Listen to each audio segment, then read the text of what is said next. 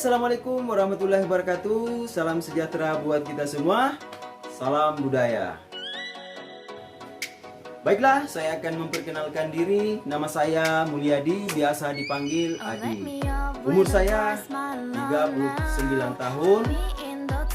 Pekerjaan saya guru honorer di salah satu sekolah dasar yang ada di Kabupaten Mamuju, Provinsi Sulawesi Barat.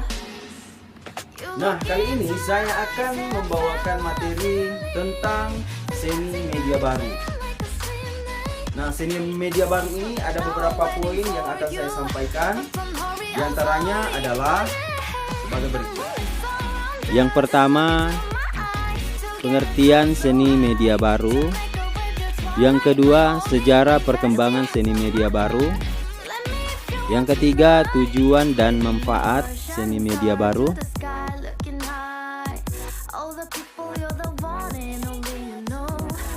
Baiklah, langsung saja. Yang pertama, pengertian seni media baru. Seni media baru adalah sebuah istilah yang merujuk kepada karya seni yang dibuat menggunakan teknologi. Seni media baru ini bisa dikategorikan sebagai seni kontemporer dan termasuk ke dalam gerakan seni pasca modernisme. Bila ditinjau berdasarkan dari teknologi kemunculannya dan teknologi media baru sebagai bentuk medium yang digunakan, seni media baru sendiri bentuknya cenderung hiperteks dan bersifat multimedia. Termasuk diantaranya adalah seni digital, grafika komputer, animasi komputer, seni virtual, seni interaktif, permainan video, dan percetakan 3 dimensi. Istilah seni media baru sendiri mulai mengalami pergeseran makna dengan perkembangnya media baru yang sering dengan majunya teknologi informasi, mengakibatkan pengaruh terhadap perkembangan media baru yang awalnya digunakan sebagai media komunikasi. Seiring berjalannya waktu, media baru terpengaruh oleh interaksi sosial dan budaya, sehingga menciptakan medium baru yang menjadi tempat interaksi berbagai macam nilai dan budaya, termasuk nilai-nilai seni atau artistik. Seni media baru sendiri sudah mulai menjadi istilah yang lazim dalam dunia seni itu sendiri.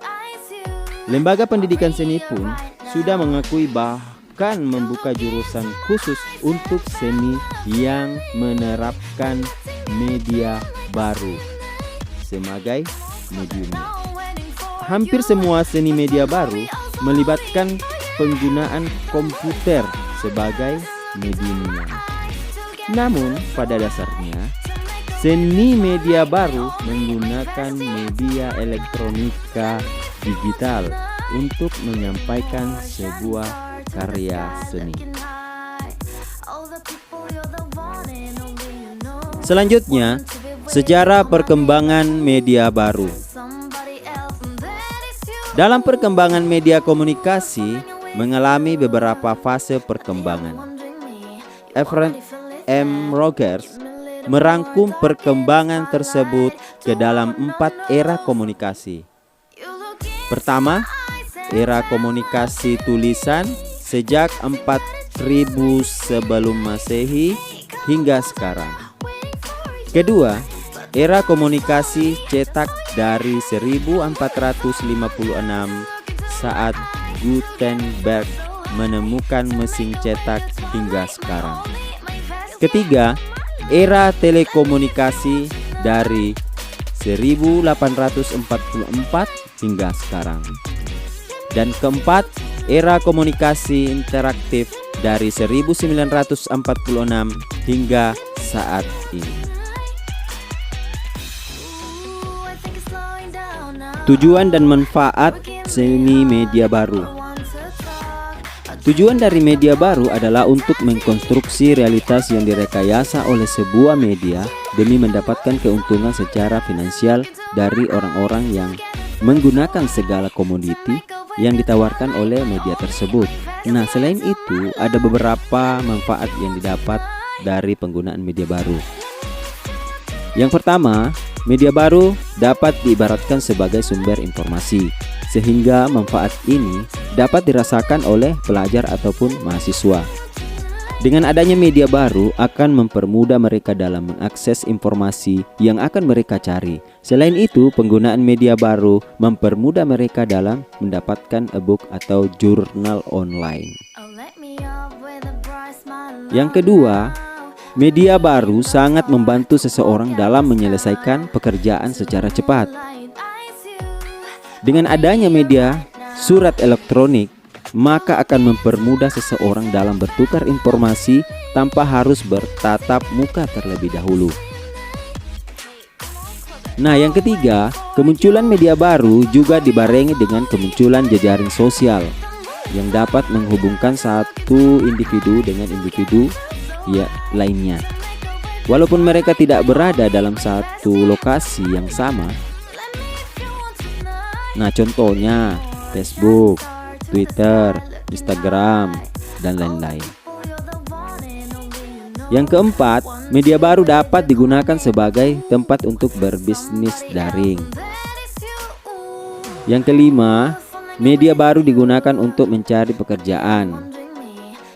Hal ini akan mempermudah para pencari kerja untuk mendapatkan pekerjaan tanpa harus mendatangi suatu perusahaan.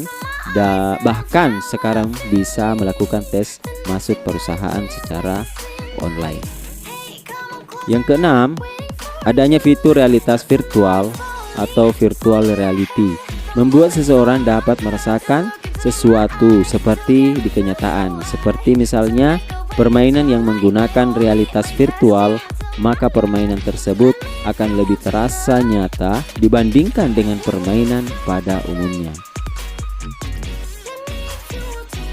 Demikianlah materi yang saya bawakan pada kesempatan ini. Mudah-mudahan apa yang saya jelaskan dapat dimengerti oleh rekan-rekan peserta GCMS 2020. Oke, sekian dari saya. Wabillahi taufiq wal hidayah. Wassalamualaikum warahmatullahi wabarakatuh.